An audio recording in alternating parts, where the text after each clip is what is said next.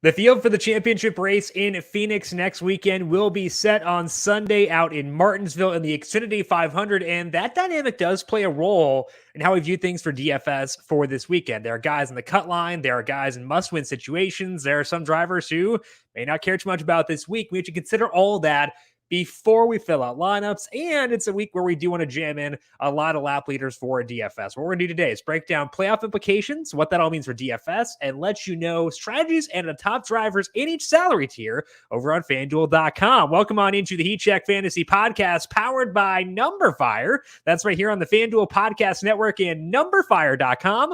My name is Jim Sonis. I am a senior writer and analyst for Numberfire.com, here to break down Sunday's Xfinity 500 from a DFS perspective and let you know which drivers we should target over on FanDuel.com. Lock is set for 2 p.m. Eastern on Sunday, so you can fill out lineups now until Sunday. We got the starting order all set, which means we have all the information we need to fill out winning lineups over on FanDuel. So as we go along, feel free to pull out those lineups and get them in while we go for today. Before we dive into the track breakdown, quick reminder to make sure you are subscribed to the Numberfire Daily Fantasy Podcast feed, because it's not just NASCAR here. We've got our NFL Week 8 preview posted already, breaking down the Week 8 main slate with myself and Brandon Gadula, giving our thoughts on the tiers at running backs, which quarterbacks actually have upside this week, game stacks, and much more. Austin Swain broke down this weekend's UFC card. Tom Vecchio talking NBA and NHL every weekday as well. 2 NFL podcasts and a PGA podcast each week. So a lot of stuff happening here on the Numberfire Daily Fantasy Podcast feed. Make sure you hit subscribe. And while you're there, leave us a rating and review if you like what you hear. Hey, soccer fans, this season, FanDuel and Captain Morgan are teaming up to give you a one-of-a-kind soccer contest. Introducing Captain Morgan Soccer Pick'em, a weekly fantasy contest that is entirely free to play. The contest is simple. All you got to do is make quick predictions for Saturday games this soccer season. You'll earn points for each correct pick and compete for a chance to win $5,000 or $3,000 in prizes every single week. Head over to FanDuel. Enter the Captain Morgan Soccer Pick'em today. Must be 21 plus to participate. For more details, visit FanDuel.com or download the FanDuel Fantasy app. Eligibility restrictions apply, and don't forget to make your game day more delicious and sub in the captain. Let's take a look at the track breakdown here for Martinsville. And this is the perfect convergence of factors to stack the front of the pack with our studs looking for a lap slide. Primarily, that's because it's a super long race. There are 500 laps here, which is tied for the longest we'll have in any race this year. And it gives us 50 FanDuel points available for lap leaders. We would be morons to ignore that upside we can get. We will need those lap leaders in our lineups for this week. The other factor, once again, is that all the contenders are at the front. The final 8 in the playoffs will start in the top 8 spots on the grid, and those are the guys most likely to lead laps on Sunday. So if we want lap leaders, we have to pepper that zone at the front of the pack. Finally, we know those guys are going to be going all out because this is the final race to determine the championship for. Kyle Larson is in. He's the one guy who has no motivation outside of a trophy, outside of a grandfather clock, which is the trophy of Martinsville for this week. It's not his best track, so I'm okay discounting him this week, unlike we did last week. Chase Elliott and Denny Hamlin, they have cushions for this week, but it's not big enough cushions where they can completely mail things in this weekend. Also, we saw Kevin Harvick last year come here with a cushion, didn't run well, and missed the cutoff. So my hope is that the issues Harvick had last year will push Elliott and Hamlin to actually try this week. It's like a 30-point buffer for them between them and the cut line. So I would expect them to try pretty hard. I will bump them down as a result of potential motivation. Maybe they play it safe, but I still think they're worthwhile plays for DFS. Joey Logano almost definitely needs a win to get in. He's pretty far below the cut line. And then Brad Keselowski, Martin Truex Jr., Ryan Blaney, and Kyle Busch are all right on the cut line. And the crazy thing is that all those guys are really good at Martinsville. The past 6 winners at Martinsville have come from the group of guys still trying to lock up a playoff spot. They've also won 10 of the past 13 at this track. So those are the guys we expect to contend this weekend. The cream rises to the top here, and we want those lap leaders. We want the winner. It's likely to come from that group. It makes things super convenient for us for this week in terms of strategy. We're looking for lap leaders, and for the most part, when we're looking for that, we can turn towards the front of the pack. Last year's setup at Martinsville is pretty similar to this week, where the top 8 were at the front, 500 lap race. And that year, 2 playoff drivers made the perfect lineup, and a third driver who started 10th made it as well. All 3 of those drivers led at least some laps. So that's one approach. The 3 driver approach could be the optimal once again this week. But it's also possible it could have been more of a 2 driver approach, because Martin Truex Jr. led 129 laps last year, had a tire issue, didn't finish well.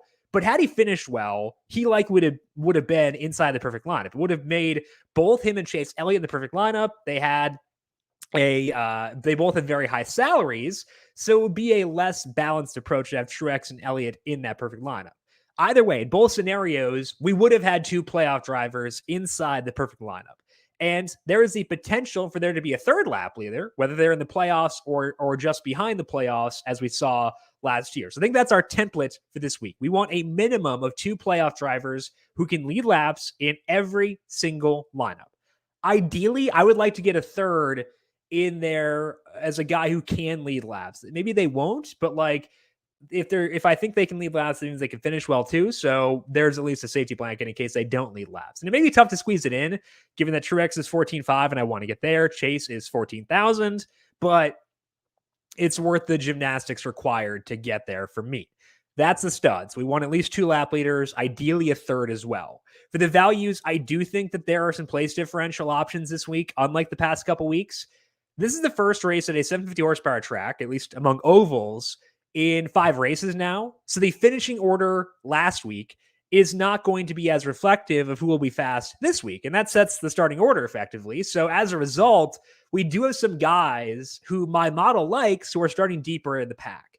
I am fine leaning on them here because it's a long race. There will be some attrition. You can make passes at Martinsville. So those guys are fine, especially if they are super low salaried and help you get to more lap leaders within your lineup.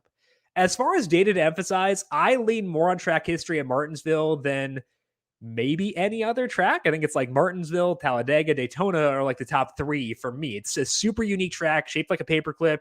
It is a single groove track. Other short flat tracks on the circuit tend to have, at least in theory, multiple grooves. Martinsville really doesn't. So drivers who are good in Phoenix and Richmond aren't necessarily good in Martinsville. I do still value that data. I do still want to know who has been fast on the short flat tracks this year, but I will factor in track history a lot more than usual for me. Other races I will look to are the short flat ones. So Richmond, Phoenix, New Hampshire. We've had 5 races so far on tracks like this, including one at Martinsville. And those tracks and those races should give us a good idea of who will compete on Sunday. So to recap, the overall thought process for this week, we want a minimum of 2 playoff drivers per lineup to lead laps, and I would try to jam in a third lap leader if you can. If they're behind the cut line, fine. That's okay. I think, there are some guys back there we'll talk about in the tier by tier breakdown who I do like. We'll talk about them in a bit. We might be able to get some place differential out of our value plays, so keep that in mind. As far as data to value, jack up track history here, and finally focus on Richmond, New Hampshire, and Phoenix, and Martinsville to get more info on who will be fast for this weekend. Let's take all that, put it in a blender, and let you know who we are targeting this week based on the salaries over at FanDuel.com with our tier-by-tier breakdown. Let's start things off with the elite tier. That is Martin Truex Jr. at $14,500 through Kyle Larson at $13,000. I love the top 3 guys here, and Truex, Elliott, and Hamlin.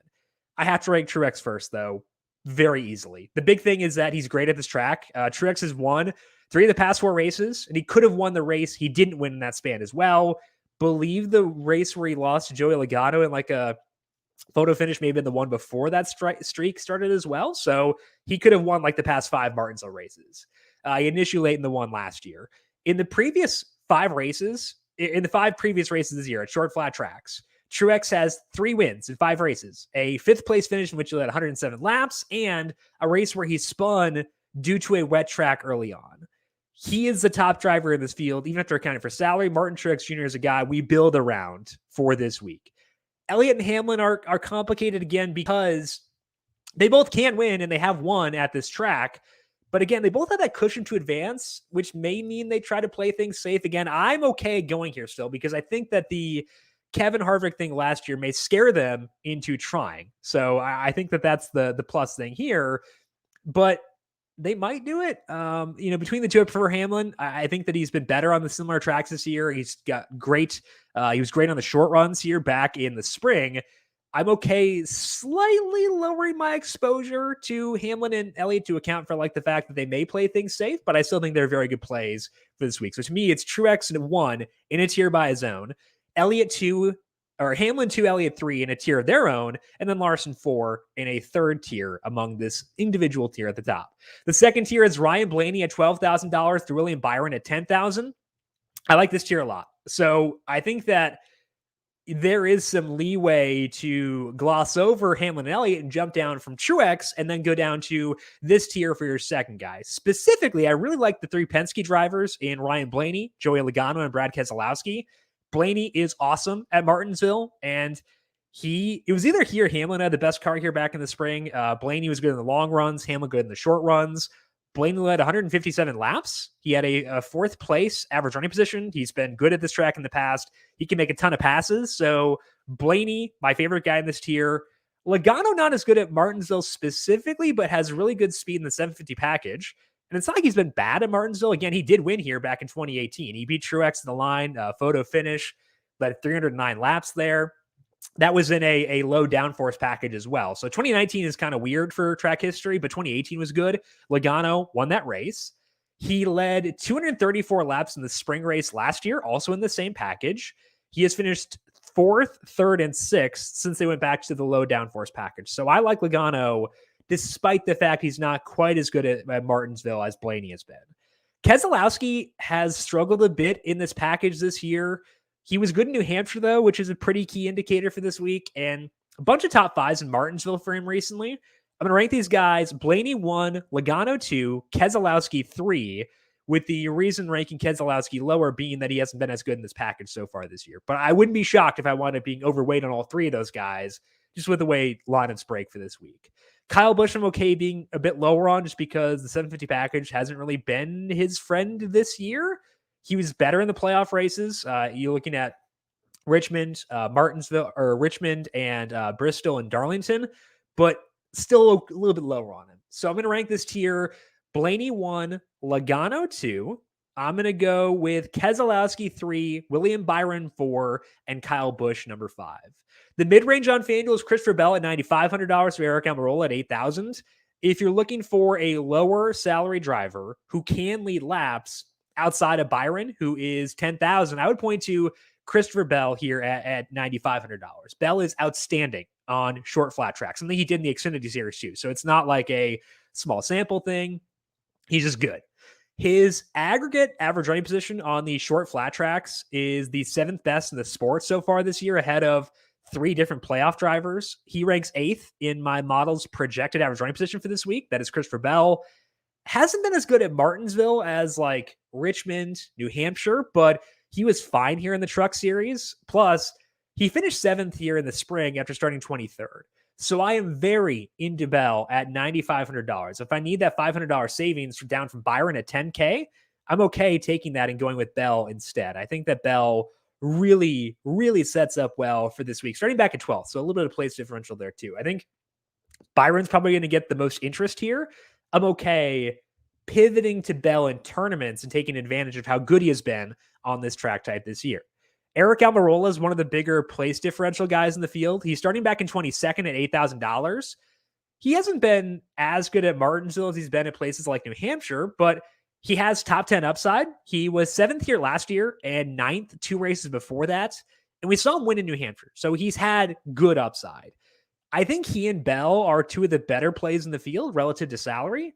It may require a punt to get to Truex at the top, get to a second lap leader, and then get back to these 2 guys. But I think it's worth that to try to get to them. So I do want to get to them, and I think that they increase the incentive to punt with your super value play in order to get back up here for your 3rd and 4th ranked drivers. And rank this tier: Bell 1, Almarola 2, Alex Bowman 3, Kurt Busch 4, Kevin Harvick 5, and Tyler Reddick 6. The value tier is Matty Benedetto at $7,800 through Eric Jones at $5,500.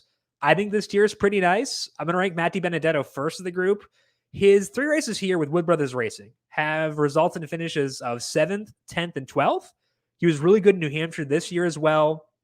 He's starting 23rd at $7,800. So very into that. Think Benedetto, good play once again this week, and a good consolation prize if you can't quite get back up to Almarola or Christopher Bell. Two guys starting in the teens, so not quite as deep as Benedetto or Almarola, I think are worth prioritizing are Ross Chastain and Bubba Wallace. Chastain has been outstanding in this rules package this year. He wasn't as good in the spring at this track, but the true surge we've seen from Chastain occurred after that race. His marks in the lower series at this track and in the truck series and very limited sample in the Xfinity series, they weren't that bad. I prefer Chastain over Bubba because Chastain's had the better performance in the package so far this year. But Bubba has said this is his favorite track, and that's shown. He finished 11th here last year. He was 16th this spring. Chastain, again, slight favorite over Bubba for me, but I will have plenty of both these guys. Below them, I will get to Erik Jones this week. I typically do not, but he's $5,500 and starting 28th. His aggregate average running position on the short flat tracks this year ranks 20th, and that's all in bad equipment. So it might not work, but I'm okay taking some swipes and betting on the driver's talent and going with Jones at times for this week. So I'll rank this tier: Benedetto 1, Chastain 2, Wallace 3, Erik Jones number 4. The punting tier is Ricky Stenhouse Jr. and Chase Briscoe at $5,000 on down. And there are 4 guys here who I will consider, which is a lot more than usual. Those guys are Stenhouse, Ryan Preece, Ryan Newman, and Corey LaJoie. Stenhouse has not been good at this track, but he also hasn't been terrible. He was 15th here back in the spring. Preece tends to be at his best on tracks like this. It's kind of like his background. He's starting 26 at $4,500. Newman has been awesome at this track. He just has been really, really, really bad recently. He did have a 14th place average running position here back in the spring, but kind of seems like he's checked out. I don't know. Maybe that's anecdotal. Maybe. I don't know. LaJoie has had good finishes here in like truly, truly dumpster level equipment. He's in better equipment this year. His stuff is better, and he's had some speed at times. He did have some speed here back in the spring as well before having an issue. It's hard to rank these guys because they all have very obvious paths to failure, but I think I would go Stenhouse 1, Preece 2, LaJoie 3, and then Newman. I'm willing to use any of those guys if it gives me more access to lap leaders. I will say, maybe I should be higher on Newman, but I just feel weird about him right now. I don't know. It seems like he's halfway into retirement. So I think to me, the punting tier is Stenhouse, Preece, LaJoie, and then Newman. Let's finish up here with our win picks for Martinsville. One driver above 10,000 and one below. The guy above, I can't really go against Martin Truex Jr., just given how good he's been here, the motivation. I have a ticket on Truex to win the championship and would love for him to advance to Phoenix, where he won back in the spring. So let's go, Martin. Let's get it done. Let's keep that ticket alive one more week. The guy below 10,000, I will go with his teammate, Christopher Bell. Again, so good on these short flat tracks in the Xfinity series, so good on them this year as well. So to me, Joe Gibbs Racing, Truex, and Bell, the picks for me to win for this week.